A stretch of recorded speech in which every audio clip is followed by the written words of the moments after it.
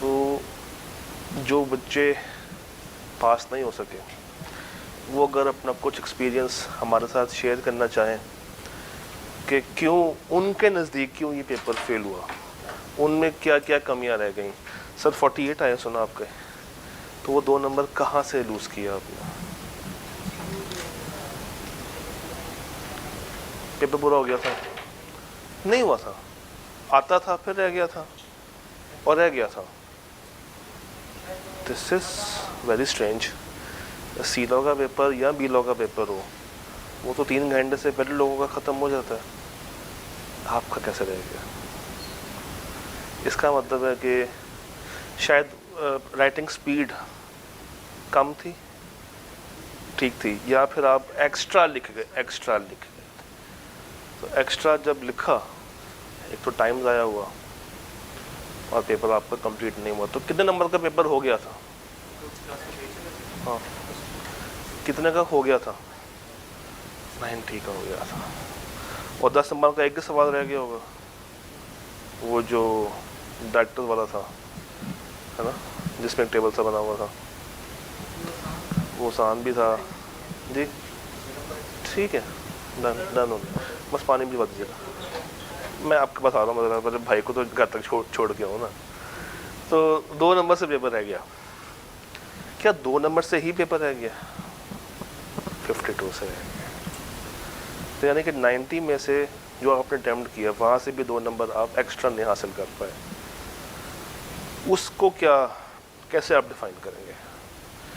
Paper ये जो था, ये पेपर जो था, इसमें कितने नंबर की क्रैमिंग आपको नजर आई थी?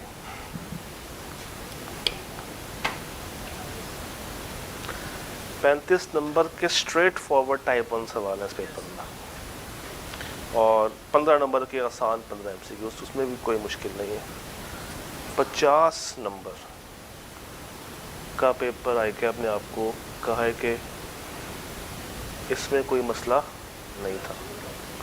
नहीं, अगर आपकी तैयारी थी तो आई डोंट थिंक सो कि टफ था। अभी देखते हैं, उसको बिल बात कर लेते हैं। अगेन ये वेरी करेगा पर्सन टू पर्सन, मगर वो जो 35 नंबर इसमें छुपे हैं क्रैमिंग पोर्शन के, और सिर्फ टाइप 1 के, अभी मैं टाइप 2 पे नहीं गया, ये तो हासिल करने चाहिए थे। आपको MCQ मुश्किल लगे, ठीक है।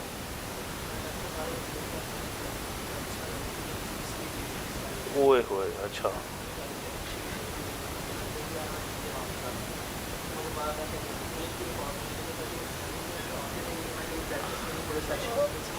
टेस्ट भी कोई नहीं दिए, मॉक दिया था, मॉक भी नहीं दिया। कितने आए?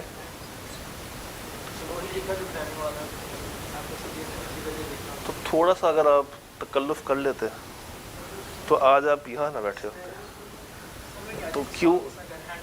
तो ऐसे ही है ना, ऐसे ही होगा जब आपने पूरा सेशन टेस्ट अटैम्प्ट नहीं किया, कोई सवाल लिख के नहीं ना दिखाया ना। इस सेशन में क्या हालात है?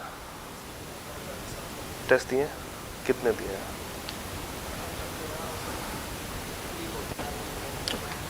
फिजिकल ली क्लासेस या ऑनलाइन ली क्लासेस? और टेस्ट यहाँ पे आके फिजिकल दिए हैं या ऑनलाइन देते रहे हो? अच्छा, यानी कि आप टेस्टिंग में आपने मार खाई, प्रैक्टिस आपकी नहीं हो पाई सही से। हाँ जी, जनवरी में PRC पास हुआ, आपने कहा मैं आग लगा दूंगा, उसमें सीलो भी डाल दिया होगा, और तीनों रह गए थे। कोई पास हुआ था? तीनों रह गए। कितने? 39 पे। यानी कि भाई ने PRC से छलांग लगाई एकदम से कैफ के कुएं में। उनको लगा कि 2 महीने में मैं 3 पेपर तो खड़का सकता हूँ। ट्राई किया, अपने भाई को खड़का दी। आप तो जी, आपके नज़दीक क्या रीजंस है फॉर फेलियर? आपको भी MCQs मुश्किल लग रहे थे?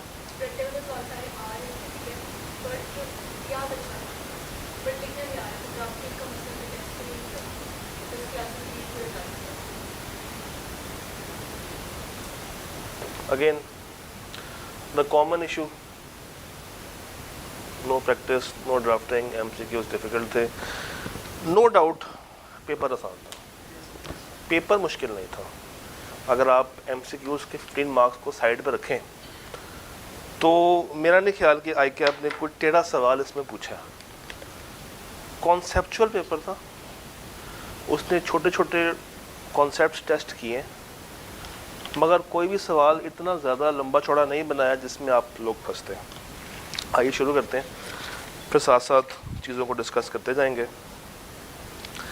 याद रखिएगा, जब भी आप पेपर करने बैठें, फर्स्ट 15 मिनट्स में आपने एक ही काम करना होता है, स्किमिंग। और स्किमिंग क्या होती है? ये पेपर आपके सामने आ गया, आपने पेपर को सिर्फ जज करना है कि कितने रटे वाले सवाल आपको नज़र आ रहे हैं और कितने आपको लॉजिकल सवाल नज़र आ रहे हैं। और जो जो रटे वाला सवाल है उसको जल्दी से पढ़ लें और अपने दिमाग में उसका आंसर बनाना शुरू कर दें। फर्स्ट आवर, कौन सा आवर? First hour of the paper should be spent on type 1 questions. अगर मैं आपको आवर वाइज स्ट्रेटजी बताऊं तो फर्स्ट आवर में क्या करना है? Always attempt straight forward questions, जिसको आप क्या कहते हैं? टाइप 1 सवाल। और मोर और less these will be around 30 to 35 marks। And जब आप ये कर लें या इससे पहले, यस, एवरी सिंगल अटेम्प्ट के लिए MCQs जो आते हैं वो पहले घंटे में लिख के साइड पे कर लें। जो नहीं आते उस पर दिमाग अभी नहीं लगाना, क्योंकि वो आपको टाइम किस पे चाहिए? स्ट्रेट फॉरवर्ड क्वेश्चंस के ऊपर। तो जैसे ही फर्स्ट आवर ख़त्म हो, यानी कि 10:15 बज जाए, आपने कम से कम कितने मार्क्स का पेपर ख़त्म कर लिया हो? 30 से। इसका पता क्या फ़ायदा होगा? ये चीज़ आपको अगले 2 आवर्स के लिए मोटिवेट करेगी, क्योंकि आप फॉर श्योर सेट बैठे होंगे कि यार 35 नंबर का मैंने पेपर पूरा कर लिया है, ऊपर से कोई 5-6 MCQs मुझे आते थे, 40 तक तो मैं पहुंच गया। अब आगे मेरी दौड़ कितने की है? 60 नंबर की। और 60 में से मैंने कितने हासिल करने होंगे? अराउंड मैं 10-12 नहीं, मतलब वो तब होंगे ना कि जब इसमें से ICAP कोई मार्क्स ना कटे। तो चलें, इसमें से आपको ICAP ने दे दिए 80% मार्क्स। 40 का 80% बताएं क्या होता? 4 8 32। तो 32 आपने हासिल कर लिया, अज्यूमिंग कि 80% तक आपको ICAP टाइप 1 क्वेश्चंस में से मार्क्स अवॉर्ड कर रहा है। 32 मेरे आ गए पहले घंटे में। पास होने के लिए चाहिए 18। पेपर में एक और टाइप का सवाल भी होता है जो कि दिखता सिनेरियो बेस्ड है, मगर होता कौन सा? क्रैमिंग। उसे क्या कहते हैं? Seems logical question. और जनाब ये है आपका टाइप 2, और ये पेपर टाइप 2 सवालों से भी भरा पड़ा। इसकी एक पहचान होती है, ये 2 से लेके 5 नंबर तक आपको मिल रहा होता है। कोई भी ऐसा सिनेरियो हो ना जो कि 2 से 5 के बीच में हो, ऊपर उसने एक सिनेरियो दिया होगा और नीचे एक आसान सी रिक्वायरमेंट दी होगी। और दूसरी पहचान ये होती है कि अगर हम उस सिनेरियो को हाइड कर दें तो उसके बावजूद भी हम उसकी रिक्वायरमेंट को सॉल्व कर सकते हैं। तो ये भी आपको अराउंड 20 से 30 नंबर तक के एग्जाम में मिल जाते हैं। यस, आप कोई भी पिछली 4-5 अटेम्प्ट्स के पेपर उठा के देखें, आपको डेफिनेटली नजर आएंगे। ये ICAP का एक पैट पैटर्न है। इसमें 60% तक आपने मार्क्स हासिल कर लिए। 30 नंबर का पेपर था, % कितने हो गए? नहीं जनाब, मुबारक हो, आप आई कैप की नज़रों में सुर्खरू हैं। बट क्या आपकी जंग ख़त्म हो गई है? क्या ये 50 वाकई में आपको मिल गए? ये हैं आपके नॉमिनल मार्क्स, ये रियल नहीं है, ये नॉमिनल है, जो आपकी सोच आपको लिखी गई। अब आ जाए थर्ड आवर में। थर्ड आवर में कौन सा सवाल करेंगे? वो सवाल जो कि प्योर क्या है, प्योर लॉजिकल है, जहां से आप उसको क्या देंगे, रिकमेंडेशंस देते हैं।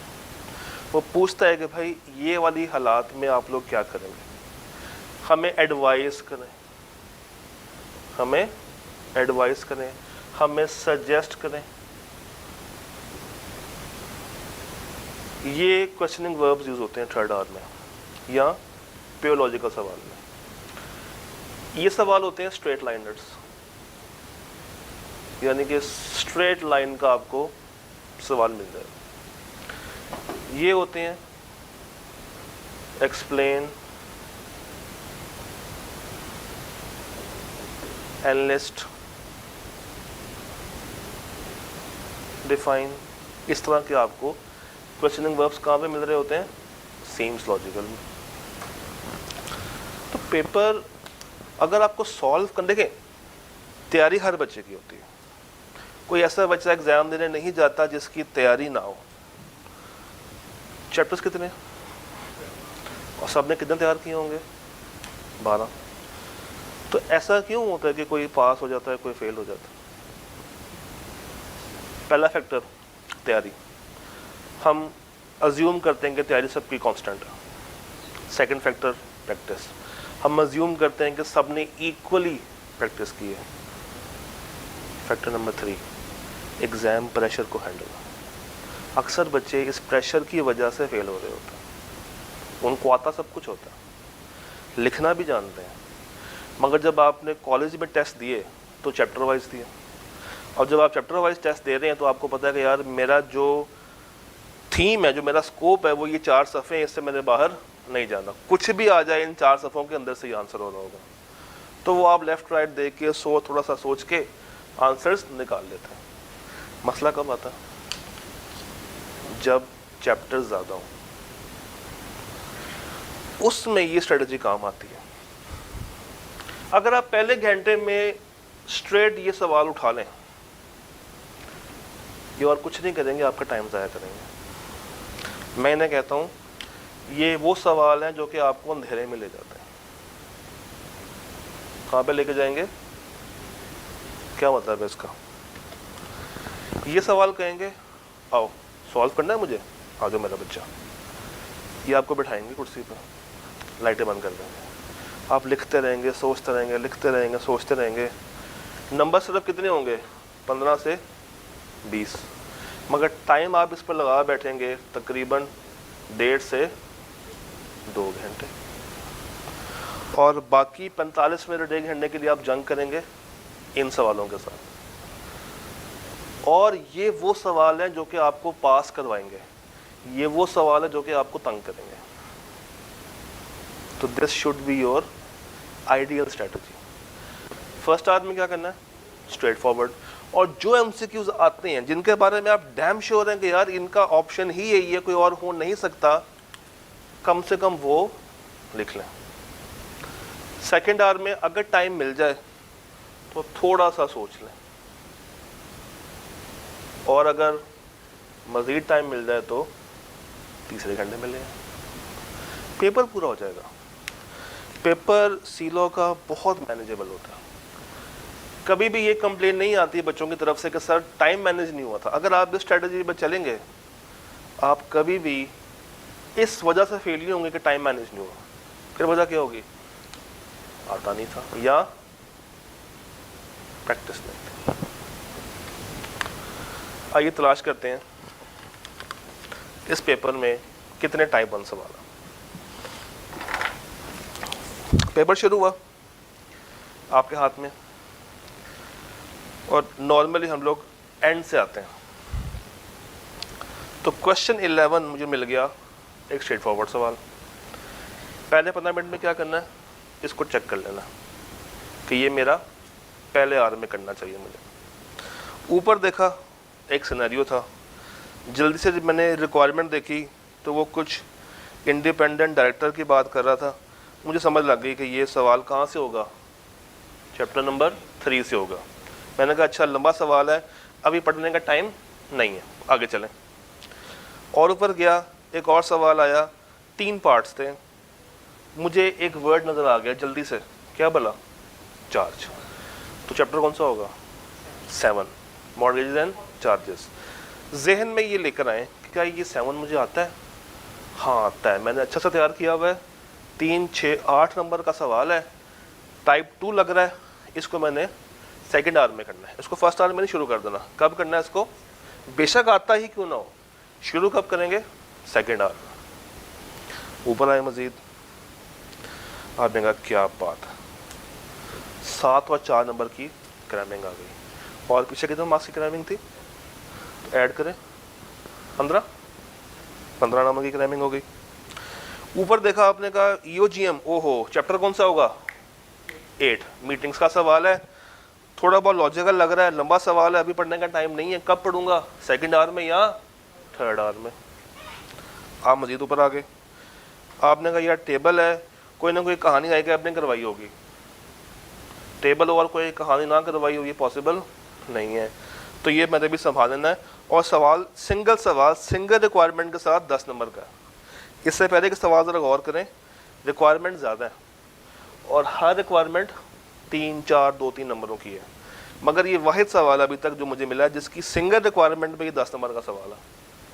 तो आपने कहा इसमें भी कोई ना कोई कहानी फिल्म होगी। मैं आगे चलता हूँ, फिर आपको जन्नत नज़र आई, 3, 4 और 5, 15 वहाँ पे थे, 15 और 7 22, 22 और 9 और 4 हो गए 35।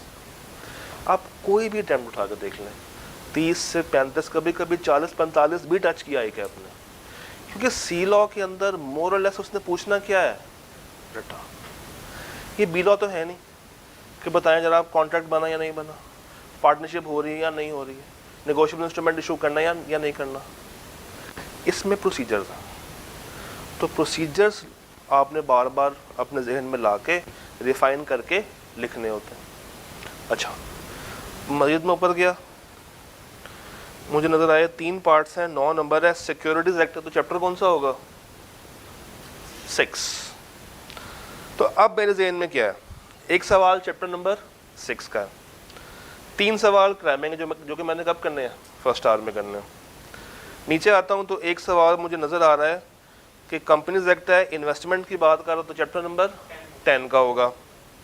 आगे चलता हूँ तो एक फुल फ्लैश सवाल कहाँ से आ गया, 8 से आ गया। फिर आगे चलता हूँ तो एक फुल फ्लैश सवाल कहाँ से मिल रहा है, 7 से, और एक सवाल कहाँ से मिल रहा है, 3 से। तो क्या 1 फुल फ्लैश टेस्ट हुआ, नहीं। 2 टेस्ट हुआ, नहीं। 3 टेस्ट हुआ, यस। 4 टेस्ट हुआ, नहीं।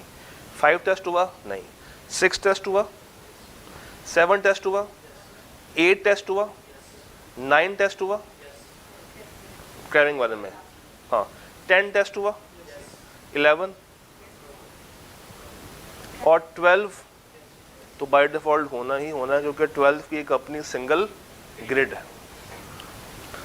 तो इट मीन्स कि मैंने पहले 15 मिनट में ये देख लिया कि पेपर बना कैसा। सवाल मैंने कोई रीड नहीं किया, जस्ट मैंने खुद को एक फीलिंग दी है कि यार मैं ये कर सकता हूँ, ये मेरे लिए मैनेजेबल है। पहले 15 मिनट बहुत इंपॉर्टेंट है। क्रिकेट मैच में क्या होता है, एक बैट्समैन खेलने जाए, अगर तो वो पहले 15 से 20 मिनट सरवाइव कर जाए पिच पे, तो फिर उसकी स्ट्रोक पर निकलना शुरू होती है। और अगर वो पहले 15 से 20 मिनट में ही आउट हो जाए, या उसकी एज निकल रही हो, या वो स्टेबल ना हो, तो अगला पूरा सेशन उस पर भी भारी पड़ता है और टीम पे भी भारी पड़ जाता है। तो ये पहले 15 मिनट जो रीडिंग टाइम है ना, ये आपका मेक और ब्रेक डिसाइड कर देता है। पहले 15 मिनट और ये पहला घंटा। अब पहले घंटे में मुझे 35 नंबर निकालने हैं हर सूरत में। शुरू करूंगा मैं, let's assume starting from the first page, starting from the first page, यानी कि जहां पे मेरे क्या हैं 3 क्रैमिंग बेस्ड क्वेश्चंस। पहला सवाल क्या है, क्वेश्चन नंबर 3 जरा पढ़े, क्या सवाल है? State the matters that are required to be included in the business review section of the director's report for a listed company। अब जिसकी क्रैमिंग अच्छी हो वो स्ट्रेट पहुंचेगा कि चैप्टर कौन सा है।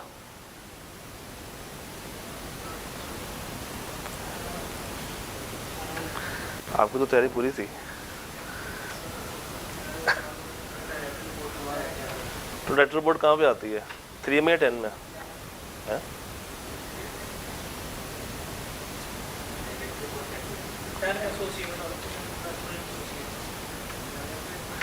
चले जहां पे भी आती है।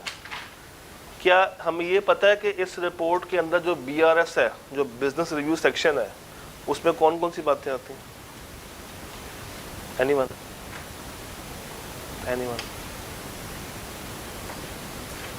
ज्यादा एक्सपेक्ट तो नहीं कर रहा। एनीवन बताएं।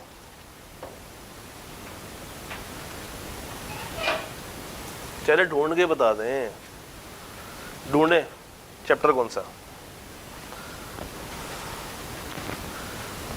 मुझे लगा था मैं जाऊंगा, मैं पूरा प्लेटफॉर्म सेट करूंगा, आप कहेंगे सर ठगाठग, मुझे आपको भी उठाना भी है।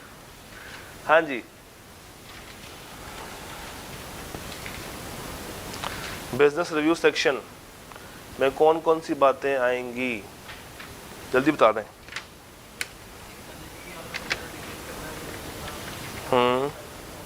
चैप्टर कौन सा? चैप्टर 11 ही है ये? नहीं, मेरा नहीं ख्याल, इस बुक में 12 चैप्टर ही है ना, तो फिर हाँ जी, यहाँ पे क्या हालात हैं, 11 या 10 या 3? 11 सेक्शन मिल गया। अगर ये पेपर में आया सवाल और आपको आता था तो क्या 4 नंबर पक्के हो सकते हैं? अगर आपने ये सारी बातें सही लिखी हैं तो आई क्या क्यों नंबर काटेगा आपके? क्या कोई जवाब है उसके पास? जब आपने सारी बातें क्रैमिंग बेस्ड क्वेश्चंस में सही लिखी हैं, जब आपकी क्रैमिंग अच्छी है, तो आई कैप क्यों नंबर काटेगा? एक रीजन हो सकती है, आपने लिखा तो सही है मगर वो पढ़ाया नहीं जा रहा। अपनी तरफ से सही लिखा है मगर वो रीडेबल नहीं है, या ग्रामेटिकल इश्यूज है। चीज पता लिखनी क्या है मगर एग्जाम में हाथ कांपने शुरू हो जाते हैं अक्सर। तो कोशिश ये करनी है कि इनमें से मार्क्स आपने लूज नहीं करना है। थोड़ा सा अगर यहाँ पे आपके मार्क्स लूज होना स्टार्ट हो गए तो फिर यहाँ पे प्रेशर पड़ जाएगा। जब ओपनर्स कम स्कोर पे आउट होंगे तो प्रेशर कहाँ पे जाएगा? मिडिल पे भी और टेल पे भी जाएगा। तो आपने ओपनिंग स्टैंड बड़ा अच्छा देना। 4 नंबर का सवाल अगर आता हो तो मेरे लिए कोई मसला नहीं। फिर हमें पता है कि वाइंडिंग अप में से कितने नंबर का पेपर आना ही आना, 15 से 20। ये दोनों सवाल वाइंडिंग अप के हैं। पढ़े जरा।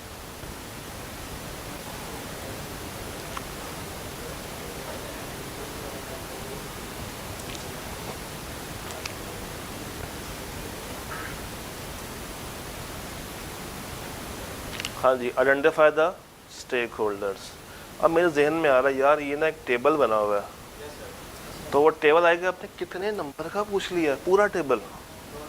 यार ये 9 में से 9 अगर ले लें तो सिर्फ एक सवाल की बरकत से अब मुझे कितने नंबर हासिल करने पड़ेंगे? 41। और पेपर कितने का रह जाएगा? 91 का, यानी कि लेस देन 50% पे फॉल कर दूंगा मैं पर सवाल। ये सवाल पढ़े।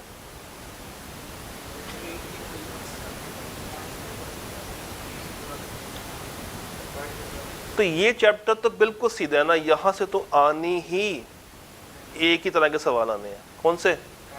टाइप 1। तो प्रिपरेशन करते हुए मुझे ये कंफर्म बताया कि चैप्टर 12 जब भी टेस्ट होगा वो किस तरह टेस्ट होना चाहिए, क्रैमिंग। इसको मुझे लॉजिकल में सोचने की ज़रूरत ही नहीं। तो ये 16 और ये 4 नंबर, ये जो 20 नंबर हैं, ये तो किसी भी हालत में आपको लूज़ नहीं करने चाहिए। अगर ये लूज़ हुए तो प्रेशर किस पे आएगा? बाकी सवालों पे आएगा और आप पैनिक करना शुरू हो जाएंगे। यही सवाल आपको पास करवाएंगे और यही सवाल आपको फेल करा सकते हैं। ICAP कहता है कि भाई जब बच्चा गुड़ से मर सकता है तो उसको जहर क्यों दूं? ये गुड़ से मरने वाली बात है। मुश्किल सवाल क्यों बनाए जब आपने सीधा सवाल याद नहीं किए हुए? तो फेल तो आपने वैसे भी होना। वो इतनी एफर्ट क्यों करें मुश्किल सवाल बनाने की? फर्स्ट आवर चल रहा है, ये भी आ गया, ये भी आ गया, ये भी आ गया। मैंने 20 में से कम 15 या 16 नंबर अपनी उठा के पॉकेट में डाल दिए। अब अगली जंग करते हैं। अगली जंग के लिए मुझे कहाँ पे जाना है? मुझे क्वेश्चन नंबर 8 पे जाना है। 8 कहाँ से है? Review, final accounts, chapter 11। सवाल पढ़ के बताइए क्या रिक्वायरमेंट्स हैं रिव्यू की, ऑडिट की, अप्रूवल की, ऑथेंटिकेशन की, पब्लिकेशन और ट्रांसमिशन की। अगर रिव्यू हो तो क्या होगा और अगर ऑडिट हो तो क्या होगा? क्या टाइम फ्रेम है? रिव्यू में टाइम फ्रेम कितना है? 60 या 120? रिव्यू का टाइम फ्रेम कितना है? रिव्यू का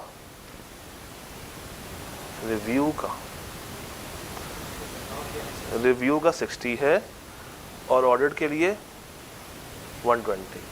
और जो रिव्यू का 60 है वो कहाँ से काउंट स्टार्ट करना है? सेकंड क्वार्टर से। और इसका कहाँ से स्टार्ट करेंगे? 120 from end of financial year.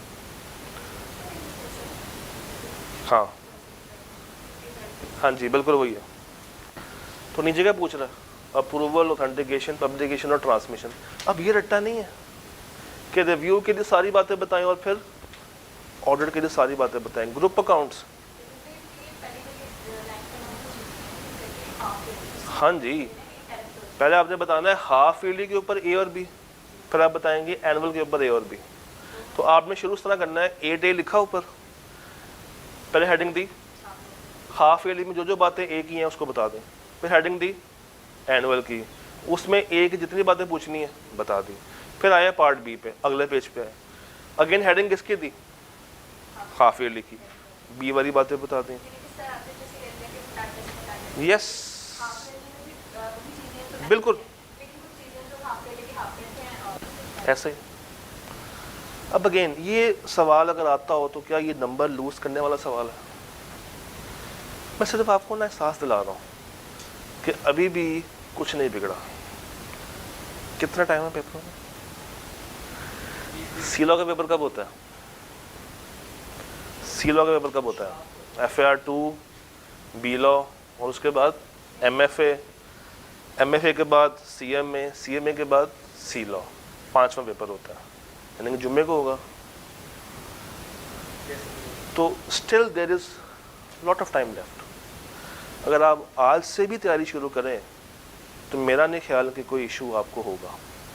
आपके पास रिवीजन के लेक्चर्स पढ़े हुए हैं, आप उनको अपनी पेस पे तोड़ लें। 2 हफ्तों में करना चाहते हैं 2 हफ्तों में तोड़ लें, 5 डेज़ में करना चाहते हैं 5 डेज़ में तोड़ लें, मगर प्लीज़ अभी भी इन सीधे सवालों के ऊपर टाइम लगाएं। बच्चे को लगता है कि उसने जब एक दफ़ा चैप्टर तैयार कर ली है तो उसको आ गया है। एक अप्रोच आपको बताई होगी बहुत स्टार्ट में कि सी-लॉ कैसे याद करना है, लिख के याद करना, ये बगैर लिख के याद होने वाला नहीं।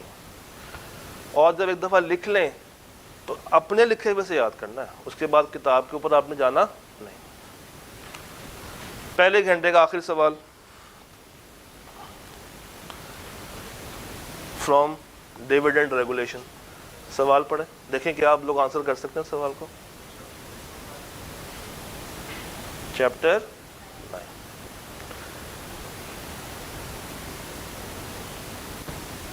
कैश डिविडेंड, क्या क्या बातें आएंगी?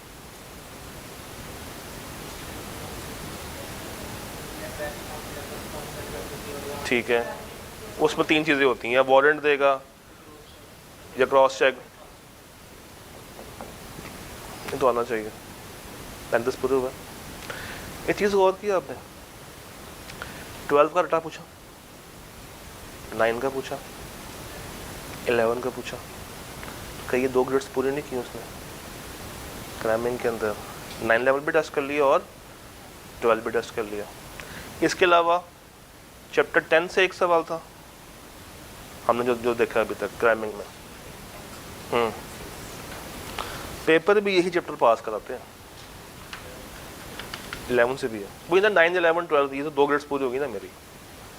पेपर पास करने के लिए चैप्टर्स कौन से बना जो हर हाल में आने चाहिए? ग्रेड ए में से कौन से हैं? 1, 2, 5, 6 में से सबसे इंपॉर्टेंट कौन सा है? 6, उसके बाद 1, उसके बाद 2, उसके बाद 5। ग्रेड बी पे आ जाए, 3, 4 और 8 तीनों ही इंपॉर्टेंट है, मगर 4 रिलेटिवली लेस इंपॉर्टेंट है। ग्रेड सी में आ जाए, सी में क्या है? तो डी में क्या है? 7 और 10। 7 कम और 10 बहुत ज़्यादा।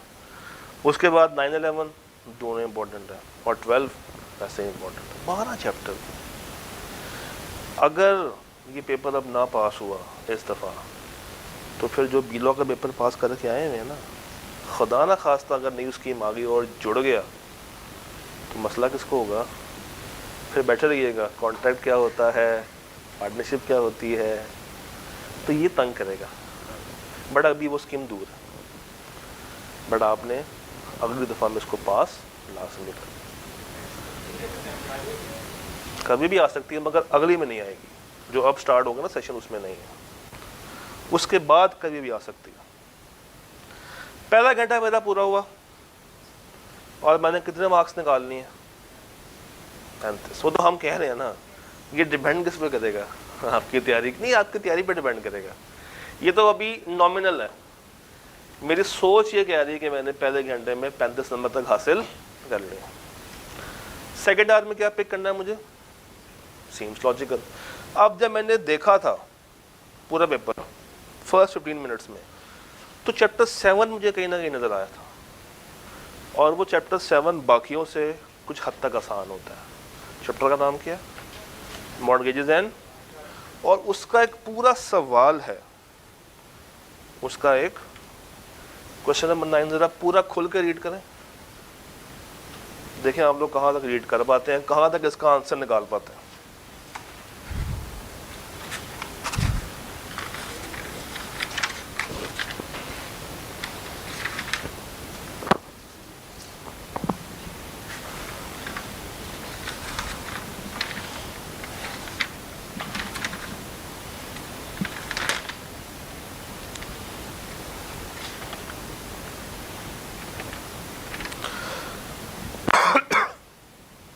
हाँ जी,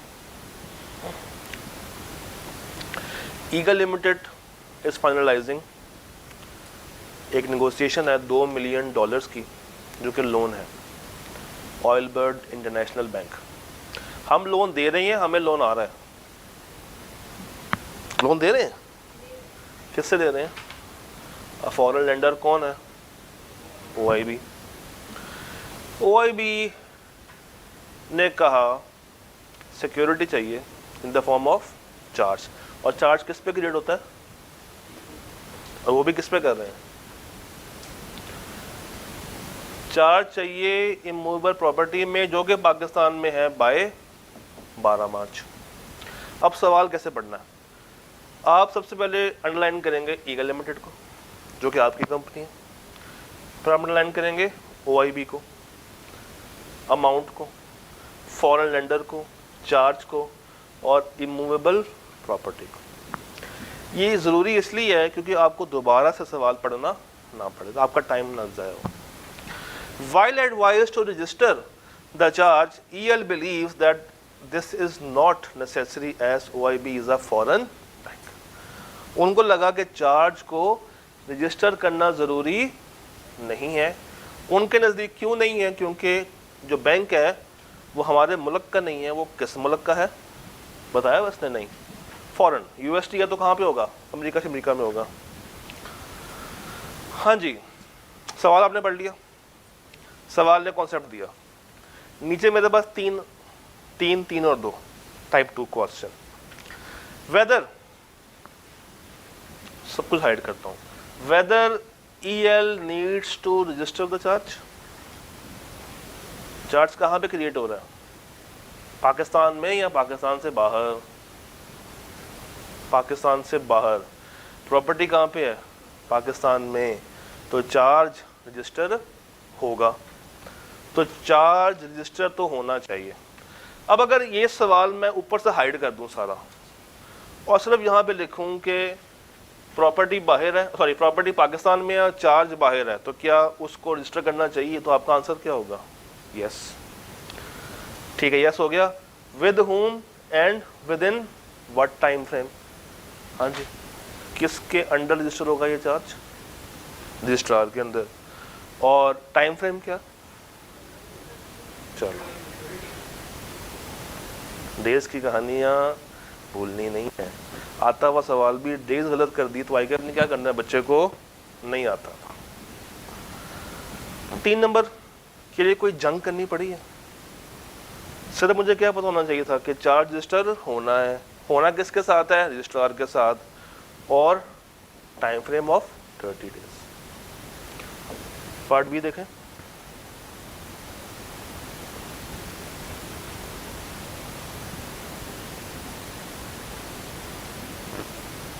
चार्ज रजिस्टर होना चाहिए था मगर रजिस्टर नहीं हुआ, तो क्या होगा? नॉट डोंट टेल मी कि ये एक प्योर लॉजिकल सवाल है, हमें सोचना पड़ेगा इस सवाल में। ये रट्टा है, ये प्योर रट्टा है। ये इवन टाइप 2 भी नहीं है, क्योंकि इसका उससे कोई ताल्लुक ही नहीं है। सिर्फ आपसे क्या पूछ रहा है कि अगर चार्ज टाइमली रजिस्टर नहीं हुआ तो उसके कॉन्सिक्वेंसेस क्या क्या होंगे। और ICAP ने ये सवाल क्रैमिंग के अंदर कई दफ़ा टेस्ट किया है। चैप्टर 7 में जाकर जब आप देखेंगे पास्ट पेपर्स तो ये सवाल बहुत दफ़ा टेस्ट हो चुका है। क्या करेंगे? अनसिक्योर्ड,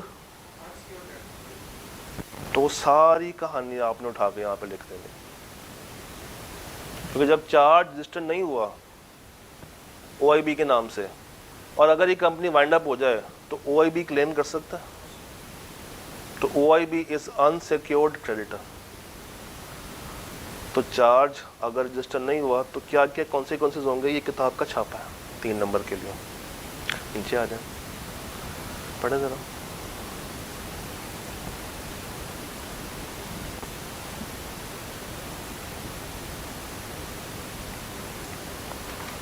हाँ जी,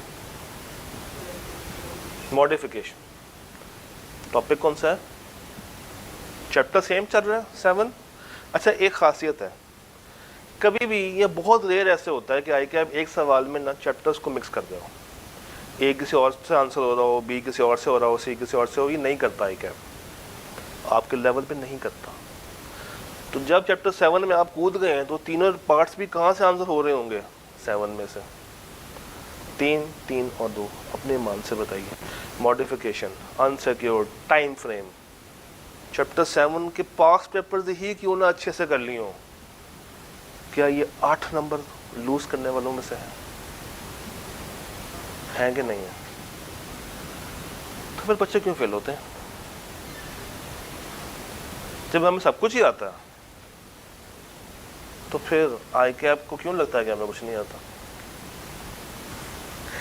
क्योंकि हमारी तैयारी उस लेवल की नहीं हो पाती। हम लोगों को लगता है, हम लोग थक जाते हैं। जब आप थ्योरी याद करने बैठते हैं ना, आवाज़ार होना शुरू हो जाते हैं। आप कहते हैं यार क्या बकवास था, लिटरली ये फील आती है, कोई दगचुभी बात तो है नहीं। आप कहते हैं कि यार सर में दर्द लग गई है, न्यूमेरिकल करते हैं, कम से कम एक इंजॉयमेंट तो फील होगी। मगर सीलॉ के अंदर यू फील स्ट्रेस्ड कि यार अभी भी वही सवाल है, 4 दफ़ा कि आपने ये सवाल पूछ लिया है, फिर पूछेगा हाँ मुझे पता है, मगर क्या पता है? कुछ भी नहीं पता। जब लिखने बैठते हैं जब कागज़ पे उतारने बैठते हैं तो आपसे उसको हैंडल किया नहीं जा रहा होता। 35 वो नंबर और 8 ये नंबर, कितने हो गए? 43। मेरा नहीं ख्याल कि 43 नंबर लूज करके आप इस पेपर में बाकी नंबर्स में से पास हो सकते हैं। कोई और सवाल आपको जहन में आ रहा हो? 3, 8 और 10 के अलावा? 6। Good catch. Question number 2। Question number 2 पे जाने से पहले ज़रा देखें ना आई कैप भाई क्या कहते हैं आपसे।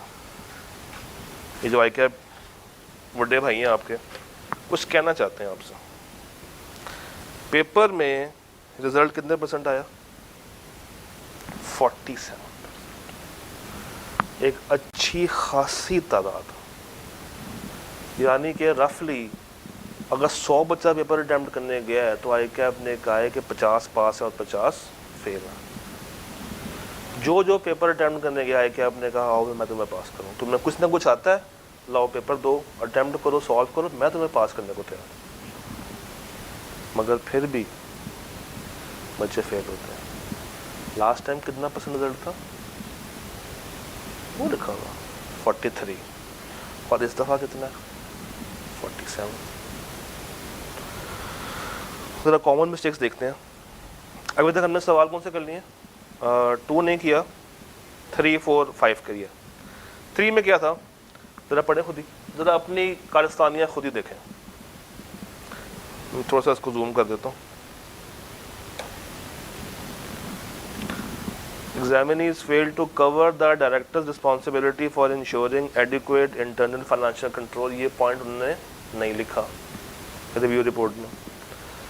जो लेजिटिमेट रीजंस हैं जिस पे आप डिविडेंड डिक्लेयर नहीं करते इवन दो कि आपको प्रॉफिट आ रहा है, वो वाला पॉइंट मैक्सिमम बच्चों ने नहीं लिखा। तो जो 2 पॉइंट्स लिखने चाहिए थे वो भूल के आ गए। और सिर्फ एक आधा बच्चा नहीं, ये ट्रेंड बनता है मैक्सिमम बच्चों के ऊपर। आपने लिखा था जो पेपर देके आए?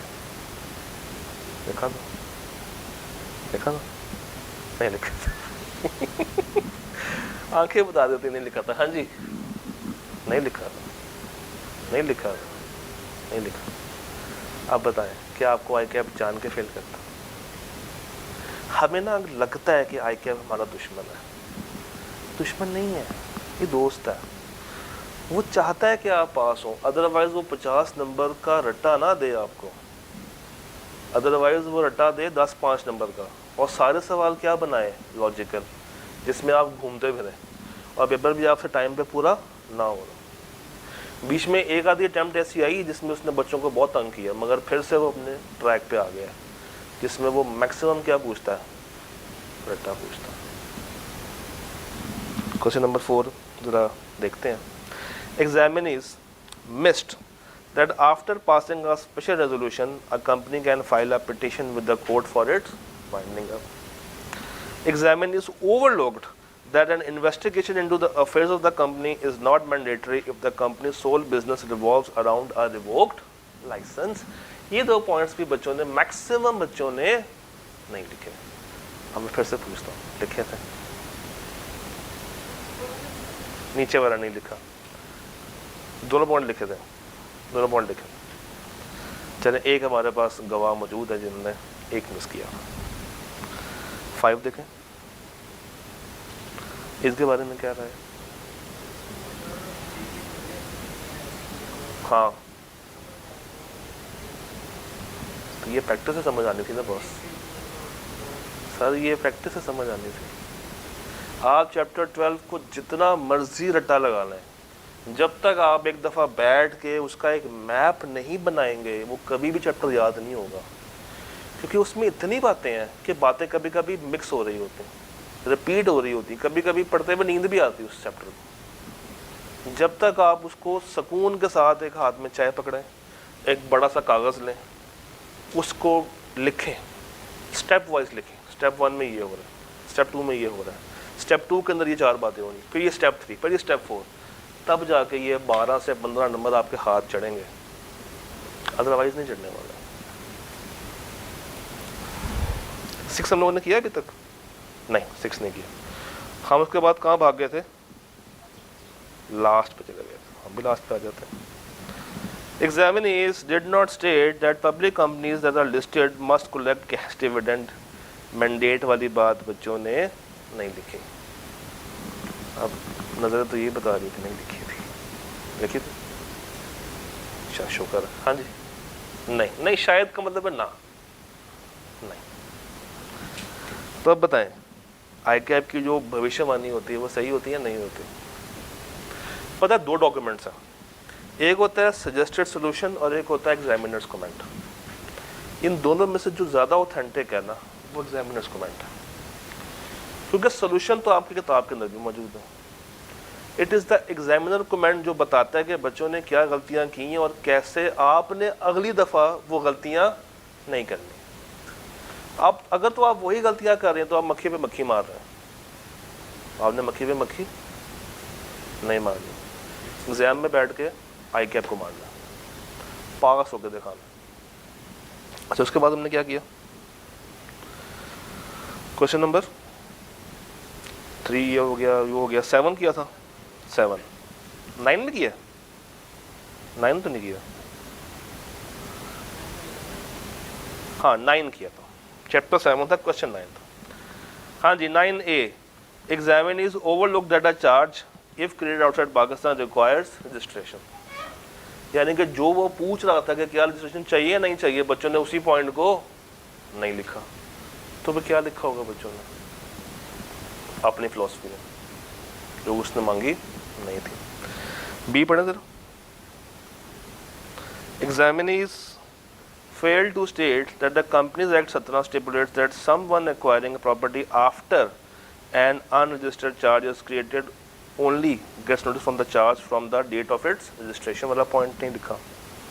एग्जामिनीज ने वो बोनाफाइडी वाला पॉइंट भी मेंशन नहीं किया, वो जो क्लेम वाला पॉइंट होता है। आप किताबें खोलेंगे सोचेंगे कुछ तो है, कुछ तो गड़बड़ है दया। आपकी क्या राय है बेटा, मैंने आपसे तो पूछा ही नहीं। कितनी बातें आपने मिस की हैं, कितनी बातें आपने लिखी, कुछ खट्टी कुछ मीठी है ना, कभी खुशी कभी गम, और मैक्सिमम वैसे किसने मसला दिया था ये पीआरसी के बाद छाल मारने? एक होती छलांग मारना, एक होता है अरशद नदीम वाला, तो आपने वो किया है। उन्होंने ये कभी नहीं कहा होगा कि तीनों दे दें। हाँ तो आप जज्बाती हुए थे ना, हमारा क्या कसूर है इसमें। अच्छा जी 2 3 4 5 हो गया, यहाँ से हमारा ये रह गया है 8 हमने नहीं देखा, वहाँ पे देख लेते हैं। हाथ कंगन को आरसी के बोनाफाइडी, इसमें समझने वाली क्या बात है? बोनाफाइडी आप बताएंगे, आप बताएं क्या होता है बोनाफाइडी का मतलब क्या होता है? माफ, बोनाफाइडी ऑथेंटिक, बोनाफाइडी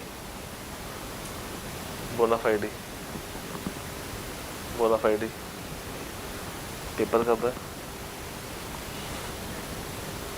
पेपर कब है? एक भाई बहुत करीब पहुंच गए नेक नियति के साथ। एक काम करें, सारे गूगल करें, अभी करें गूगल। तो व्हाट इज बोनाफाइडी?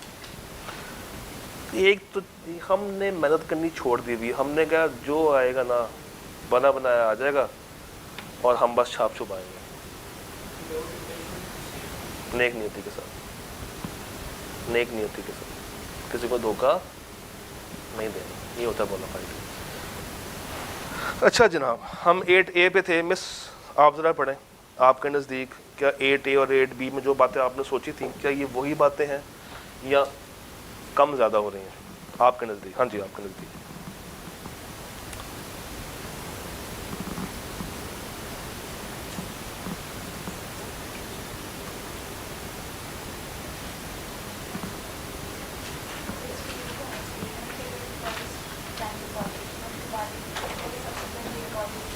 तो मैं कब कह रहा हूँ ये सोल्यूशन है? ये तो बच्चों ने गलतियां की हैं, ये तो बच्चों ने पॉइंट्स मिस किए हुए हैं। हाँ हाँ हाँ हाँ हाँ हाँ, उसमें मैंने देखा ना। तो ये देखें, अगर ये छोटी छोटी गलतियां ना की होती ना तो आप आज दोनों यहाँ पे ना बैठे होते, और आप तो देखा ब्लेंडर मारा है। तो ये छोटी छोटी गलतियां जो की हैं उसका नुकसान देख लें तो क्या होगा। भुगत रहे, दोबारा करके आएंगे। तौबा करें, अभी करें तौबा, कानों को हाथ लगाए, लगाए कानों को हाथ लगाए। शर्म आ रही है, मुझसे आप भी लगाए, आपने भी वो जायका चख लिया है क्या आपका एक दफ़ा। अच्छा जी, अब आए सवाल नंबर 2 पे चलते हैं।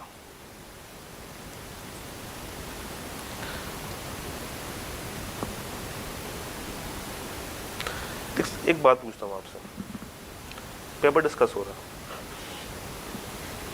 पेपर किसने देना है? आप लोगों ने देना है। क्या मुझे इस पेपर पे एफर्ट करनी चाहिए थी? नहीं। मगर क्या मैंने इस पेपर पे एफर्ट की? और क्योंकि मैंने यहाँ पे आने से पहले पूरा पेपर 3 घंटे छाना, और कुछ चीज़ें मैंने आइडेंटिफाई की स्टिकी नोट्स के ऊपर जो कि मुझे लग रहा था बच्चों ने मिस की होंगी, और जब मैंने सोल्यूशन देखा तो I was nearly 80% on track. कुछ चीज़ें मैंने ज़्यादा एक्सपेक्ट की थी बच्चों से, वो अल्लाह का शुक्र है कि अपने वो चीज़ें आइडेंटिफाई नहीं की। तो जब मैं 2 घंटे या 3 घंटे इस पर लगा सकता हूँ, वो भी अपनी ये क्लास करवाने के फ़ौरन बाद, सुबह मैंने पहले PRC पढ़ाई 12 बजे तक, उसके बाद 2 घंटे मैंने इस पर लगाए। किसके लिए लगाए थे? आपके लिए लगाए। सवाल पढ़े।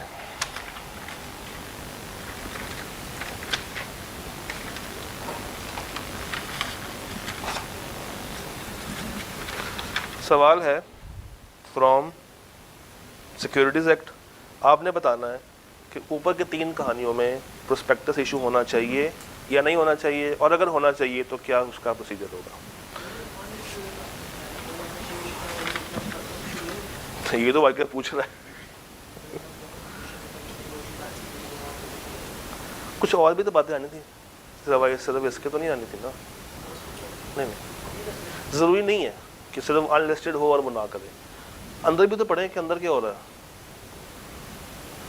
हाँ जी, 9 नंबर का गलबन सवाल है। I am giving you 5 minutes, I am giving you 5 minutes.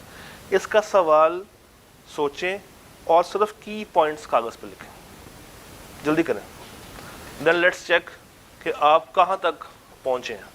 ये सब कुछ आपने करना है 5 मिनट में, पूरा लिखने की जरूरत नहीं है। You just have to write the key concepts. 5 minute on the clock starts now.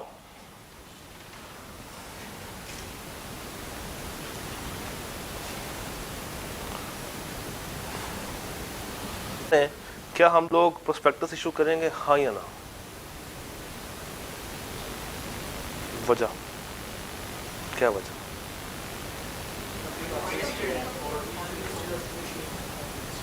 एक ही करके चलते हैं ना। आपकी क्या रीज़न है? Very good. आपकी क्या रीज़न है सर? अच्छा, यानी कि लिस्टेड कर सकती है, अनलिस्टेड बिल्कुल भी नहीं करेगी। अच्छा, और यहाँ से कोई भाई? अच्छा, और यहाँ से कोई भाई?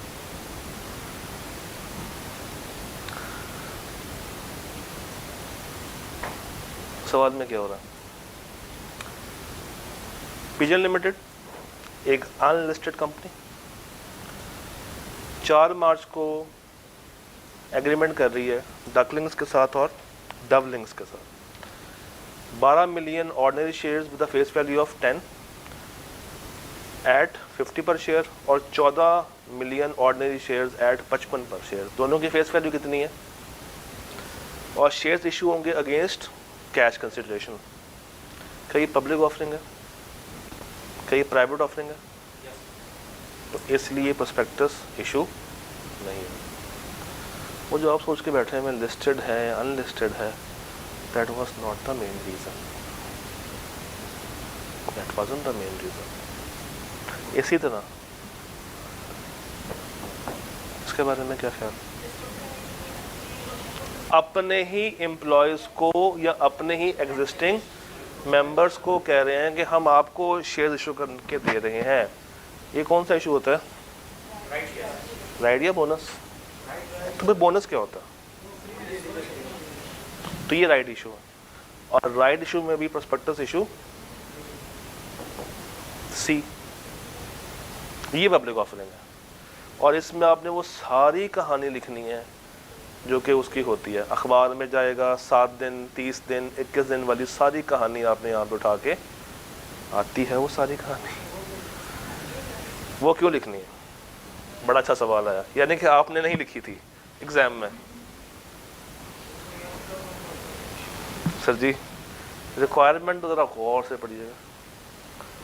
खैर मैं भाई का चेहरा होकर रिकॉर्ड करना चाहूँगा। If yes, state the requirements that each issuing company needs to comply. उन दसो आए क्या क्यों फेल करता था? आपने भी नहीं लिखा,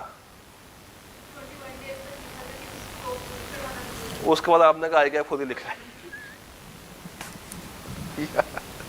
कब बड़े होंगे आप लोग? आइए देखते हैं एग्जामिनर क्यों रो रहा है यहाँ पे। एग्जामिनर्स क्यों रो रहे हैं? हाँ जी, 2 के 1 में वो यही कह रहा है कि बच्चों ने उसको अनलिस्टेड वाला बहाना देकर साइड पे फेंका, हालांकि हो क्या रहा है? Private placement. 2 के 2 में क्या कह रहा है कि बच्चों ने राइट इशू वाली बात को आइडेंटिफाई नहीं किया। 2 के 3 में जो काम आप भी करके आए हैं, आई के आपने क्या कहा? चले वो हो आई के आप तो जज्बाती हुआ है। Examiners miss the commission approval वाली बात, यानी कि 21 दिन वाली बात आपने मिस की। वेरी गुड, आप तो खैर सब कुछ ही मिस करती। Examiners overlook the requirement that copies of the approved prospectus must be available free of charge. Examiners ने आइडेंटिफाई नहीं किया कि इसको वेबसाइट पे अपलोडिंग वाली बात, और एग्जामिनर्स ने आफ्टर इशुएंस वाली बात को भी मिस किया, मॉडिफाई वाली बात, यानी कि सारी बातों को क्या कर दिया? मैक्सिमम बातों को मिस कर दिया, और किसी ने तो रिक्वायरमेंट को भी मिस कर दिया। अब समझ आ रहा है? ये होते हैं बरक़ात टेस्टिंग की, एक दफ़ा सवालों को अटेम्प्ट करने की, किसी को सॉल्व करके दिखाने की, ये बरक़ात होती है।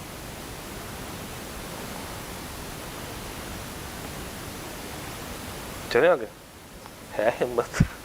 चले आए आए आगे आए। हाँ जी, मुझे शुरू में एक कमेंट आया था MCQs मुश्किल थे, सब्जेक्टिव तो जैसे आप लोगों ने बड़ा आउटस्टैंडिंग किया है ना कि 85 में से आई कैप ढूंढता रहेगा, बट नंबर कहाँ से काटूं? ये तो मेरिट के लिए आए थे, ये तो गोल्ड मेडल के लिए आए थे।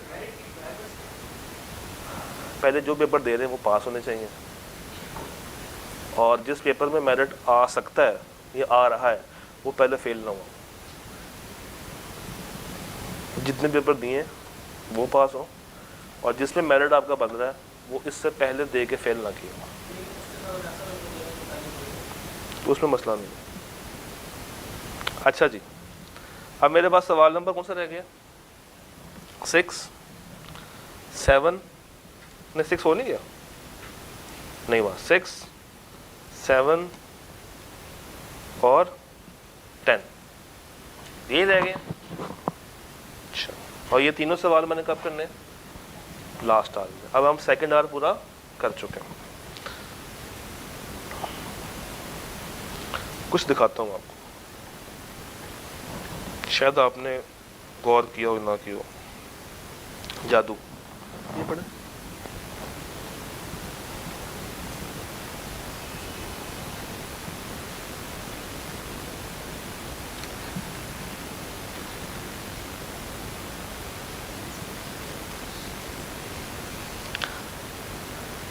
Poor performance was observed in question number 6, 7 and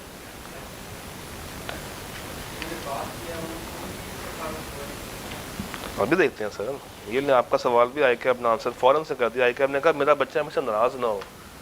6 में कितने बच्चे पास हुए, 7 में कितने बच्चे पास हुए, 10 में कितने बच्चे पास हुए, ज़रा बाकी पे गौर डालें। 35, 41, 52, 72, 53, 61, 48, 50,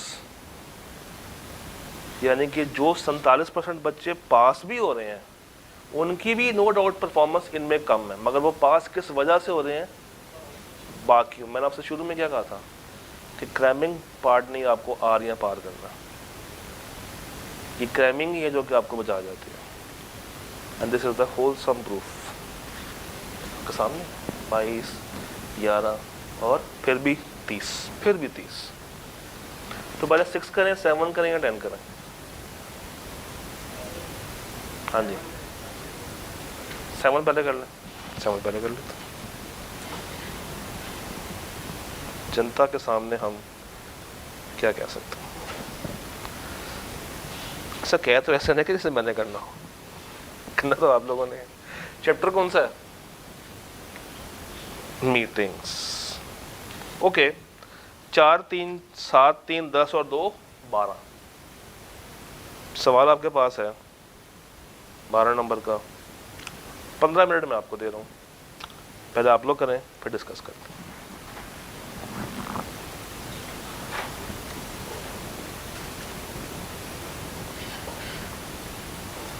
पहले आप लोग सोचें, दिमाग लड़ाएं।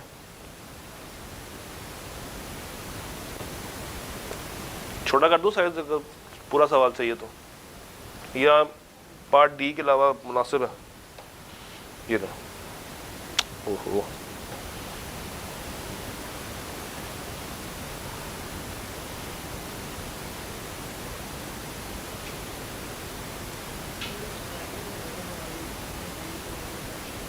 नहीं, उसका मसला नहीं होता। बस इतनी अच्छी हो कि आए क्या अब ये ना कहे कि लिख के चला गया पुत्र, तब इतनी ज़्यादा ना हो। बाकी अगर मुनासिब है तो उसको कोई इशू नहीं। आए क्या भी अज्यूम करता है कि बच्चे को अंग्रेज़ी आती है, क्योंकि मुझे बताया पूरे CA में क्या कोई पेपर है इंग्लिश का, पहले हुआ करता था उसका नाम था फंक्शनल इंग्लिश। वो अंग्रेज़ी नहीं है सर, उसमें अंग्रेज़ी सिखाई नहीं जाती, उसमें लेटर सिखाया जाता है, मेमो सिखाया जाता है, वो ड्राफ्ट बनना सिखाया जाता है, बेसिक इंग्लिश नहीं सिखाई जाती। आई कि आपको लगता है कि जब बच्चा इंटर से आ रहा है तो कुछ ना कुछ करके आया होगा। सवाल आपके सामने है, 15 मिनट काउंटर शुरू हो चुका है, टाइम ना ज़ाया करें, सवाल अटेम्प्ट करना चाहिए।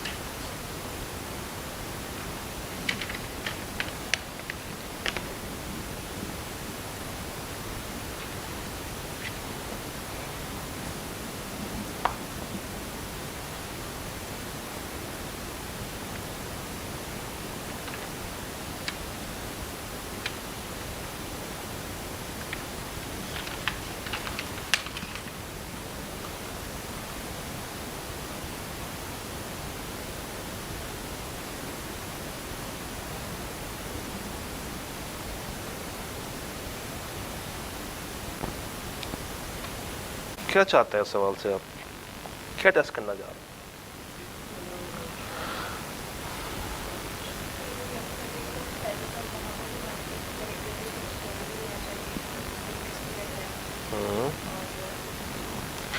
पेंगुइन लिमिटेड एक ऐसी कंपनी जिसके दो तरह के ऑर्डिनरी शेयर हैं, क्लास ए और class B. 80 million shares of rupees 10 each and 15 million shares of rupees, ज़रा निकालें 80 को 10 से मल्टीप्लाई करें, आंसर क्या आता है? 800 मिलियन। और 15 को 20 से करें 300। तो कंपनी का टोटल शेयर कैपिटल कितना? 1100 मिलियन। कितने जीरो आएंगे? 3 6 नहीं 8 नहीं आता, 110 मिलियन होगा ना, 1100 नहीं है। 800 और 300 1000 11 00 000 और 000 11 00 000 और 000। और अगर मैं सिर्फ नंबर ऑफ शेयर्स की बात करूं तो मैं 10 से डिवाइड कर दूंगा, फिर आंसर क्या आएगा? 110 000 000 000। इतनी बात ध्यान में रखेंगे। अब आगे चलते हैं। PL issued a notice to its members, और पब्लिश भी कर दिया इसने वेरियस न्यूज़पेपर्स के अंदर कि हम क्या पास करने लगे हैं। एक ईओजिम बुलाई है 7 मार्च को, और क्यों बुलाई है? क्योंकि उन्होंने रिवाइज करनी है terms of a long term loan जो कि किसको दिया है? कीवी को दिया। और रिवाइज क्या करनी है? वो ग्रेस पीरियड बनाना चाह रहे हैं बाय 6 मंथ्स, और इंटरेस्ट रेट कम करने जा रहे हैं बाय 2%। ये प्रपोजल किसने दी है? फैज़ ने। फैज़ कौन है? पीएल का डायरेक्टर और कीवी में नॉन एग्जीक्यूटिव डायरेक्टर। एक बंदा एक जगह पे डायरेक्टर हो, दूसरी जगह पे नॉन एग्जीक्यूटिव डायरेक्टर हो, तो क्या दोनों कंपनियों को जोड़ता या नहीं जोड़ता? बना देगा। ड्यूरिंग द ईओजीएम, अब ईओजीएम स्टार्ट हो गई है, following an initial show off hands. अब सबसे पहले क्या होता है? बाय डिफॉल्ट क्या होता है? Show off hands. और क्या शो ऑफ हैंड्स को चैलेंज कर सकते हैं? और उसका क्या नाम होता है? नाम बताएं। पोल, यानी कि पोल डिमांड किया जा सकता है। और पोल कौन डिमांड करेगा? वो मेंबर जो या फिजिकली मौजूद हो या वीडियो लिंक पे आया हो, और उसके पास कम से कम 1/10 ऑफ वोटिंग पावर भी होनी चाहिए। अच्छा, द चेयरमैन, अच्छा खैर, अब member attending remotely demanded a poll on the resolution. अब जब एक मेंबर पोल डिमांड कर ले तो क्या शो ऑफ हैंड्स की कोई वैल्यू रहेगी? नहीं। अच्छा, क्या पोल डिमांड करते साथ ही एग्जीक्यूट हो जाता है या टाइम लगता है? कितना मैक्सिमम? 14 डेज। हाँ हाँ, मगर पोल डिमांड और पोल की एग्जीक्यूशन में मैक्सिमम कितना फासला है? 14 डेज का फासला होता है। हाँ, मुझे पता है, बस सांस होना शुरू हो गया है कि 50 तक कैसे जाना है। सब्सिक्वेंटली नहीं, the chairman then ordered the poll be conducted via secret ballot. ऐसे ही होता इन द नेक्स्ट वीक। तो 14 डेज की टाइमलाइन थी, मगर ये कब करने जा रहे हैं? अगले 7 दिनों में। Subsequently director raise the following questions. एक डायरेक्टर उठा और उसने 4 सवाल पूछ लिए, और 4 सवाल तो उसने पूछे, फंस कौन गए हैं? आप लोग फंस गए ना। सवाल उसके हैं, जवाब कौन दे रहा है? जिनके अपने पेपर पास नहीं होते। क्या एडवाइजर बनेंगे आप लोग कंपनी के? कंपनी सेक्रेटरी बनने के लिए कंपनी लॉ तो आना चाहिए ना। आइए देखते हैं। Is the chairman justified in ordering the poll through secret ballot? क्या वो जस्टिफाई है? क्या वो कर सकता है? क्या उसने सही किया? सही किया, मगर कब? जब उस मेंबर ने पोल डिमांड किया हो जो या फिजिकली आया या और उसके पास। तो सवाल ने ये तो बता दिया कि वो वीडियो लिंक से आया, मगर सवाल ने ये नहीं बताया कि उसके पास कितने % की वोटिंग पावर है। तो ये बात किसने लिखनी थी? तो आप बताएंगे कि ये 2 कंडीशंस पूरी होनी चाहिए। एक तो पूरी होगी, अगर दूसरी पूरी होगी तो ये भाई साहब जस्टिफाइबल है, अदरवाइज ये जस्टिफाइबल नहीं। And when will the results of poll be implemented, कब रिजल्ट आएंगे पोल के? जब पोल कराया जाएगा उसके फौरन बाद आ जाते हैं या उसके भी डिले के बाद आते हैं? साथ ही आ जाते हैं। तो जिस दिन पोल होगा उसी दिन उसके रिजल्ट भी आ जाएंगे। What is the total voting power of each class of shares and for the company as a whole? हाँ, पहले बताएं क्लास ए की कितने वोटिंग पावर है?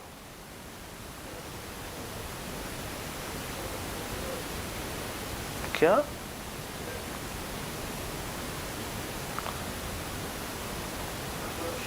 आप अज्यूम करें 10 है, आप बताएं, अज्यूम करें 10 है, फिर क्या होगी? 800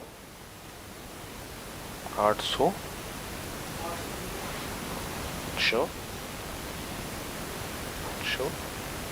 मुझे 80 की फीलिंग क्यों आ रही है? मुझे क्यों लग रहा है 80 मिलियन होना चाहिए इसका आंसर?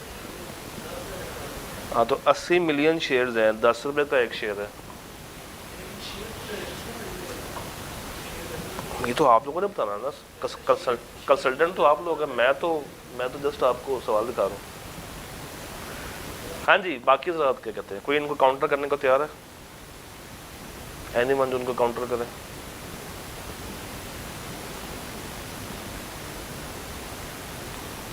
कोई नहीं, सर पकड़ लिया आपने। वेरी गुड, अब समझ आ रही? आप ज़हन में आ रहा कुछ? अभी भी नहीं आ रहा होगा। हाँ जी, 47-48। मिस, आपने क्या किया था यहाँ पे? कुछ नहीं, छोड़े। हाँ, कुछ ना कुछ, बस कुछ ना कुछ मैं कर ही आई थी।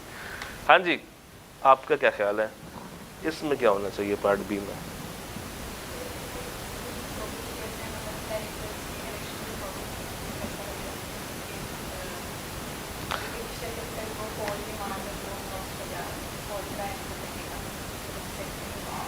आई कैब से पूछते हैं, क्यों लड़ते हैं जब आई कैब बैठा है बताने को। हाँ जी, आप में से खैर कैसे निकाली उसने क्लास ए की वोटिंग पावर? 80,000 नहीं, 80 मिलियन शेयर्स मल्टीप्लाई बाय 1, और 1 कैसे आया? फेस वैल्यू 10 थी और मैंने क्या कहा था, क्या अज्यूम कर लो 10 डायरेक्ट। जब कुछ ना लिखा हो तो 10 को हम अज्यूम कर सकते हैं। तो 10/10 1 मल्टीप्लाई बाय जितने शेयर था, तो आपका आंसर क्या आ रहा था? तो ये कितना आ रहा था? इसी तरह, हाँ, इसी तरह क्लास बी को देख लेते हैं। क्लास बी में क्या है? 20 रुपये की फेस वैल्यू थी या 10 रुपये की फेस वैल्यू थी, और डिवाइडेड बाय 10, 2 आ गया। 2 × 2 13, और जब इन दोनों को ऐड कर दूंगा तो वो किसकी आ जाएगी? वोटिंग पावर ऑफ कंपनी आ जाएगी। हाँ जी, पार्ट सी के बारे में क्या ख्याल है? What is the minimum number of votes required to pass the proposed resolution assuming that only class A shareholders have attended the poll? Minimum कितना होना चाहिए? 3/4 किसका? 80 का, 30 का या 110 का? 80 का। तो ये कितने लोग खा के आए थे? 60 आना चाहिए। और पार्ट डी के बारे में क्या ख्याल? What steps must be complied if members vote in favor of the resolution during the poll? अब ये तो रटा, क्या स्टेप्स कंप्लाई होने चाहिए? बताएं बताएं बताएं बताएं बताएं बताएं बताएं।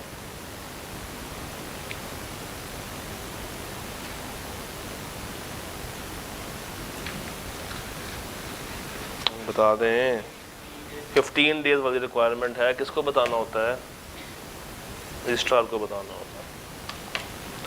आए जरा एग्जामिनर कमेंट्स देखें। आई क्या भाई जो 11% नंबर दे के बैठे हुए हैं वो कितना चीख रहे हैं, और माशाल्लाह अच्छा खासा चीख रहे हैं। वो कहता है examiner is failed to establish that the chairman is justified. कहता है बच्चों ने तो ये कह दिया कि चेयरमैन जस्टिफाइड नहीं है। Examine is miss that the poll shall be taken within 14 days। Examine is fail to state that the effective date for implementation जो है वो सही नहीं निकाली उन्होंने। टोटल कैपिटल अमाउंट सही नहीं निकाली पार्ट बी में। जो फैज़ का डुअल रोल था वो किसी ने एक्सप्लेन नहीं किया। जो एसोसिएटेड कंपनियां बन रही थी वो किसी ने नहीं निकाल के दी। लॉन्ग टर्म एडवांस को लोन, ये वाली बात लोगों ने क्या कर दी, मिस कर दी। और पोल और 14 days वाली रिक्वायरमेंट भी लोगों ने नहीं बताई। Examine is failed to state के एक स्पेशल रेजोल्यूशन होगी, ऑथेंटिकेट किया जाएगा, फाइलिंग होगी। 15 days वाला पॉइंट किसी ने डिस्कस नहीं किया। तो फिर रिजल्ट कितना ही आना है, इतना ही आना है 11%। तो आज के सेशन का अभी तक क्या नतीजा निकला है? आईक्यू फेल करता है? कौन फेल करता है? हम खुद फेल होते हैं। 7 के बाद 6 करना है या 10 करना है? यहाँ कर जान 10 करते हैं। किसके लिए करना पड़ेगा? लिखते हैं, हाँ लिख दे। ये देखें,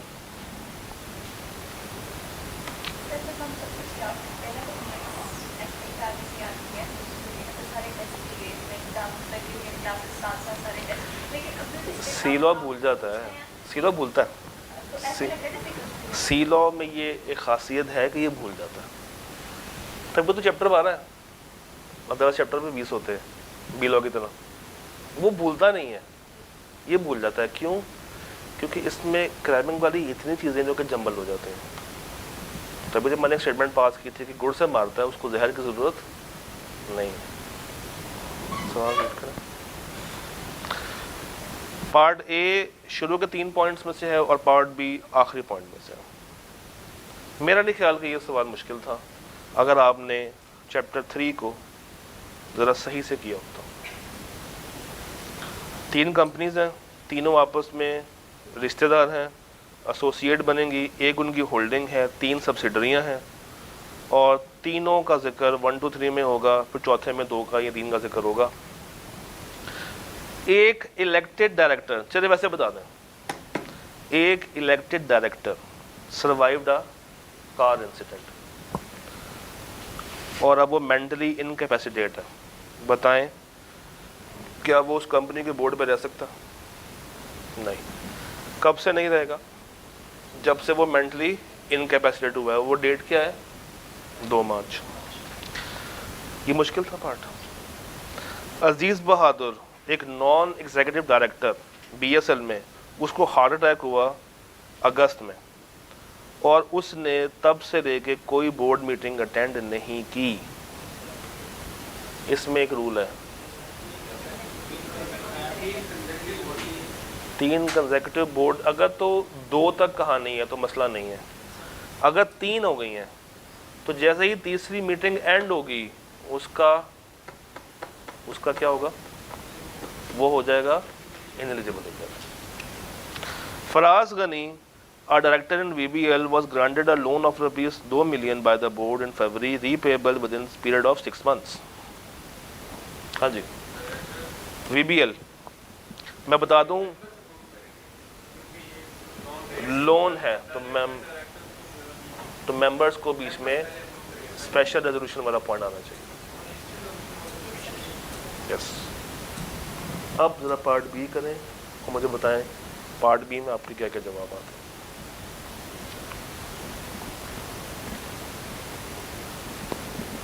part B is purely from independent directors. मैं हिंट दे देता हूँ, टॉपिक खोल लें और आंसर करते जाएं। चलिए आज किताब एक खोलने से अज्यूम करें कि आपका ओपन बुक पेपर है। मुझे पता आपने फिर भी नहीं पहुँचना। अज्यूम करें कि पेपर कौन सा है? Open book. वैसे कितना मजा आया ना कि ओपन बुक पेपर कर दे आपका। कॉर्पोरेट लॉ का आईक्यू आपने किया है फाइनल में और मजाल है कि कोई बच्चा पास हो जाए। ओपन बुक करने से वो मजीद डिफिकल्ट पेपर बनाएगा, फिर डेटा खत्म हो जाएगा, सब कुछ क्या होगा, सारा कंसेप्चुअल उठेगा। तो अभी आपकी बचत है, क्योंकि रट्टा आपको पास करवा जाता है तकरीबन। एक अभी नहीं हुआ बस SPM, बाकी सारे ही ओपन बुक हो गए, सारे ऑनलाइन होते हैं। अभी एक आधा नहीं है, बट जब तक आपने पहुंचना है तब तक तो कुछ नए पेपर्स भी ऐड हो चुके होंगे, कुछ ख़त्म हो चुके होंगे, और सब कुछ ऑनलाइन में होगा, और कैफ भी ऑनलाइन हो चुका होगा। हाँ, तो बस ACCA को फॉलो करने की कोशिश करते हैं, मगर फिर याद आता है कि हमारा पैटर्न और उनका पैटर्न और, हमारे बच्चे और तरह के, उनके बच्चे और तरह के। इंडिपेंडेंट डायरेक्टर, मैंने आपको हिंट दे दी है, टॉपिक बता दिया है, अब 3 सवाल को ढूंढना आपका काम।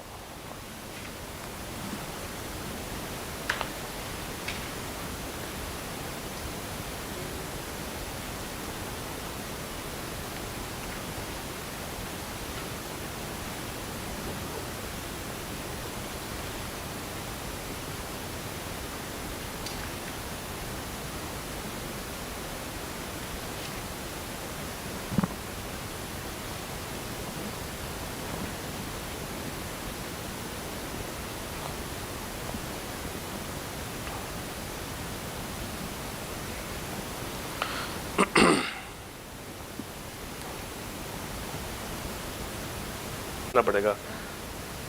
एक बंदा CEO था 18 से 21, और हम कहाँ खड़े हुए हैं 24 में। क्या ये बंदा एक पोटेंशियल कैंडिडेट है to be appointed as an independent director?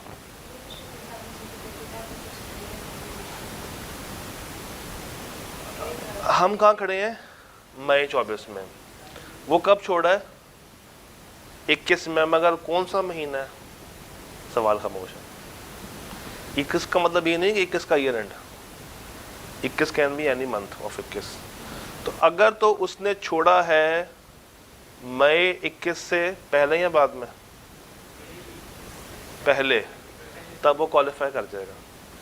और अगर मई 21 में छोड़ा या मई 21 के बाद छोड़ा तो वो क्वालिफाई नहीं करेगा।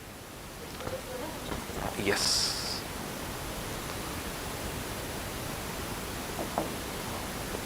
बहराम हसन 13 से 22 तक वो भाई साहब डायरेक्टर थे। वजह सुभान आई के आपको आपसे बहुत प्यार है, वो चाहता है क्या बार बार आए, मगर पेपर चेंज कर करके। और नीचे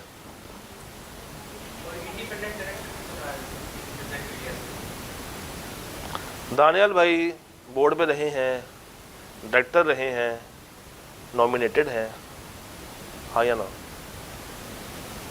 क्यों नो क्यों?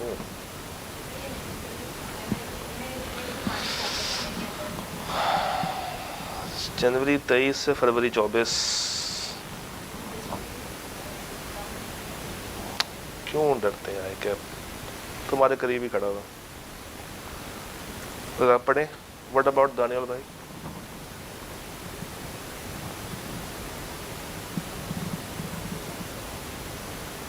ICAP ने कंटिजेंट किया उसको।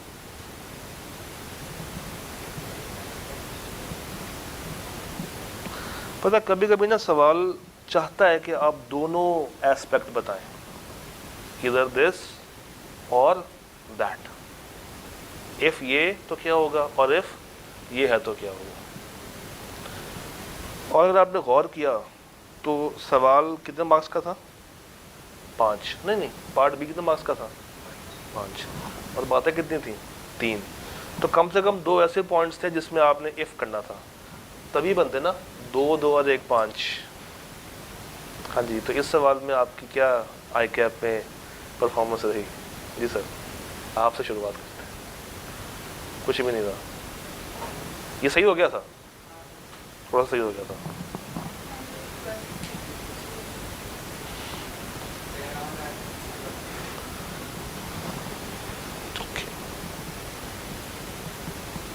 मैं आपको ये भी नहीं कह सकता कि होमवर्क करते हैं और आप मुझे नेक्स्ट टाइम लाके दिखाइएगा, आपने उसके बाद मेरे हाथ में नहीं चढ़ना।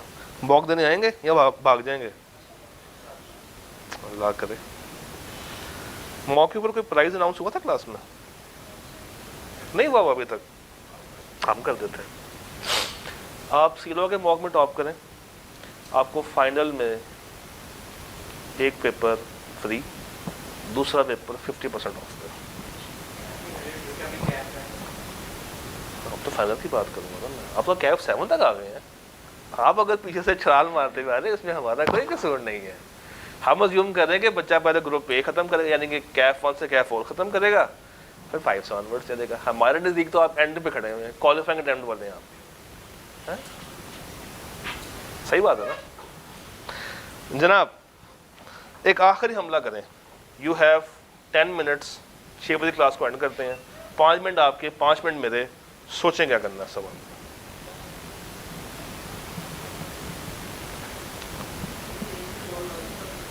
हाँ, एक या दो सवाल होते हैं, क्योंकि वो कंपनसेट कर रहे होते हैं किसको, 50 नंबर के रटे को। मैं जूम कर देता हूँ, इतना ठीक है।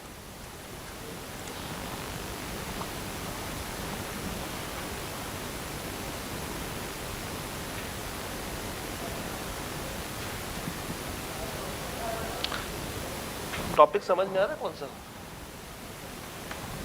है? Investments held in the name of other. पहले वाली में क्या हो रहा है? चलिए 5 मिनट लेंगे, पहले आप लोग सोचें, फिर करते हैं बात। You think first, you have 5 minutes. An FCL employee nominated as a member of AML holds 1 share. Salman Tanveer FCL का डायरेक्टर नॉमिनेट हुआ, होल्डिंग 1 share। तो क्या करूँ उसका? अनलिस्टेड कंपनी में कितने मेंबर होने चाहिए? 3 होने चाहिए मिनिमम, या मैक्सिमम? मिनिमम 3 होने चाहिए। तो अब मुझे बताएं, मैंने आपको हिंट दे दिया।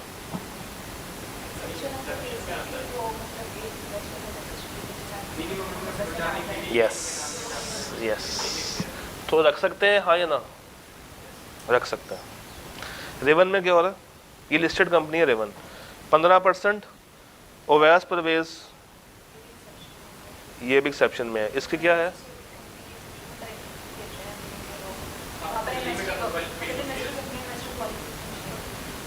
आपने क्या किया था एग्जाम? ये सवाल छूट गया था ना आपका, आपको ये छूट गया था या जान के छोड़ा था? कुछ तो गड़बड़ है तेरा, कुछ तो गड़बड़ है। कूट के बारे में क्या ख्याल है? अनलिस्टेड कंपनी विद 5 मेंबर्स, ये लाइन इंपॉर्टेंट है। Unlisted company with 5 members.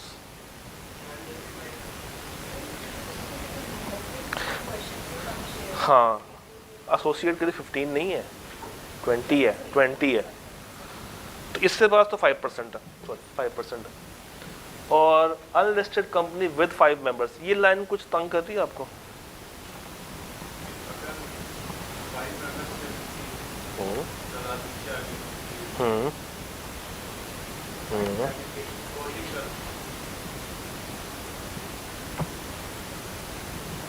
तो आपको सीधा नहीं होता, कभी कभी वो बहुत सीधा हो जाता है, कभी कभी आपको फंसा देता है। यहाँ फंसा गया। ये वो सवाल था जो कि अंधेरे वाला है। आप इसको पहले घंटे में स्टार्ट करें, 2 घंटे भी लग जाएंगे ना, इस सवाल से बाहर नहीं आ पाएंगे। और इस तरह का सवाल 30, 35, 40 से 50 नंबर को ज़ाया करवाते हैं। तो इन सवालों ने आपको पास करवाना है नहीं, इन्होंने थोड़ी सी बस सपोर्ट कर देनी है। वो जो टेल एंडर आखिरी के 5 ओवर में 2-4 शॉटें मार के अगर को तुक्के से छक्का लग गया तो लग गया, तो वो 300 नंबर तक, सॉरी 300 स्कोर तक आपको ले जाएंगे। अदरवाइज 200, 250, 300 आप ऊपर से आसानी से बना सकते हैं। देखते हैं, आप लोग ना परेशान हो, हम आईकैप से पूछ लेते हैं। मैं नहीं चाहता कि आपके जो चेहरे के ऊपर जो थोड़ी सी भी मुस्कुराहट है वो ख़त्म हो जाए। CTL खुद ही पढ़ना।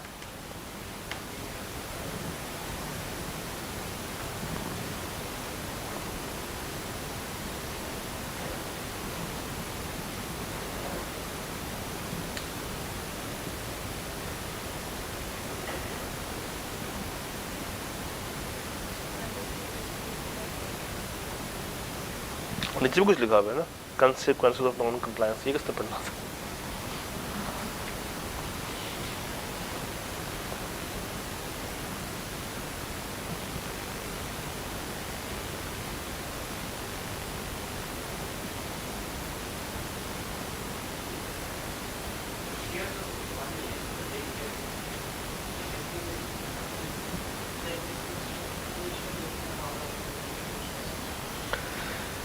आज के सेशन से क्या सीखा? पेपर तो एक तरफ रखे ना, उसको तो साइड पे करते हैं, फेंक देते हैं, बंद कर देते हैं। सीखा क्या? हमने ये सीखा कि अभी भी हमें मेहनत करने की ज़रूरत है। हमने ये सीखा कि आज 11 अगस्त है और पेपर हमारा कब है? 7 को, और अभी भी महीना 25 दिन उसमें है, और 25 दिन में 3 हफ्ते तो होंगे। 3 हफ्तों में क्या 3 दफ़ा रिवीजन हो सकती है? हो सकती है। ये चलो 2 हफ्ते भी हो सकती है। रोज़ का अगर आधा चैप्टर भी करेंगे ना अच्छे से, विद राइटिंग प्रैक्टिस, और सारे सवाल नहीं करने। आपको एक लिस्ट दी थी, वो लिस्ट है 12 चैप्टर है, हर चैप्टर के 3 सवाल हैं, तो 36 सवाल अगर लिख लें, वो 36 लिख लें, ये पूरी अटेम्प्ट सॉल्व कर गेम ऑन, बढ़ के काम करें। 36 वो करें, एक ये अटेम्प्ट करें, एक इसकी इमीडिएट पिछली अटेम्प्ट कर लें, तो there is a chance of survival. मैं दोबारा रिपीट कर दूं, चैप्टर 12 इंपॉर्टेंट है, 8 इंपॉर्टेंट, 3 इंपॉर्टेंट। ये 3 तो टॉप मोस्ट इंपॉर्टेंट, और वहाँ से 6, 12, 10, 8, 3 और 6, ये तो टॉप मोस्ट है। कितने हो गए? 5। जो बाकी 7 हैं उनको छोड़ना नहीं है, मगर उनको भी अच्छे से तैयार करना है। फिर एक और चीज़ सुन लें, इस अटेम्प्ट में चैप्टर 1 से कोई सवाल नहीं है सब्जेक्टिव, चैप्टर 2 से भी नहीं है, 5 से भी नहीं है, 6 में से आ चुका है। तो देयर इज अ चांस कि अब वो 6 ना टेस्ट करे, 1, 2 और 5 टेस्ट कर ले।